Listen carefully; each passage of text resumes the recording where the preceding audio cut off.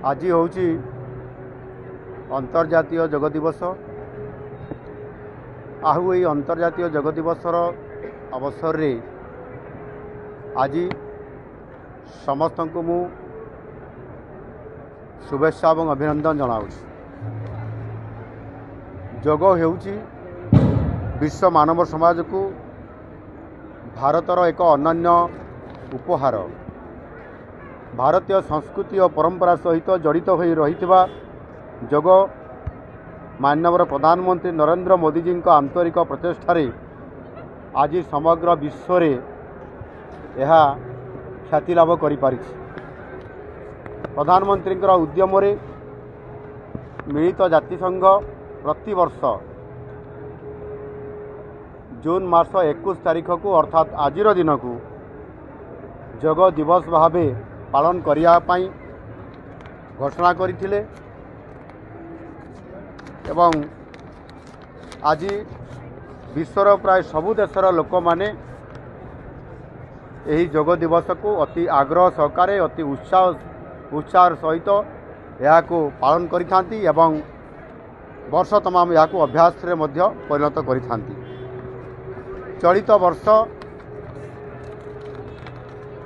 योग दिवसर थीम होची एक पृथ्वी एक स्वास्थ्य पाई योग। एक पृथ्वी एक स्वास्थ्य पाई योग जहाँ व्यक्तिगत कल्याण और पृथ्वीर स्वास्थ्य मध्य थिबा गभीर संपर्क को ये उजागर करी रखे एवं शरीर को सुस्थ करने मध्य वार्ता देता है।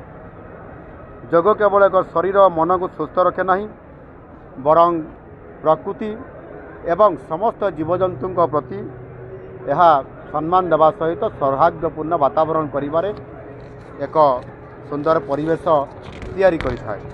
एनु निश्चित भाव में आज आम राज्य सरकार तरफ ये आमर योग संस्कृति विभाग तरफ या आज राज्यस्तरीय हिसाब से कलिंग स्टेडियम रे आयोजन करा जायतिला।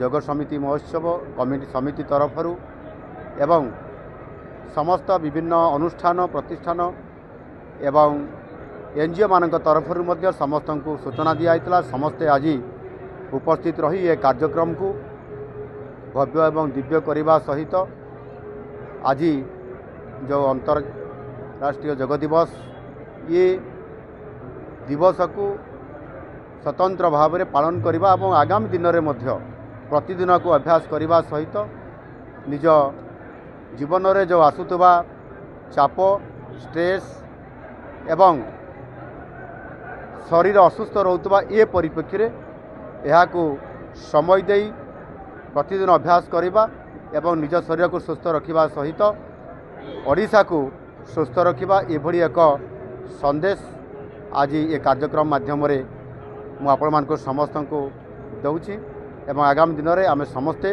आम शरीर को योग माध्यम सुस्थ रखा सहित आम निश्चित भाव में आम ओडिशा को सुस्थ रखा। धन्यवाद।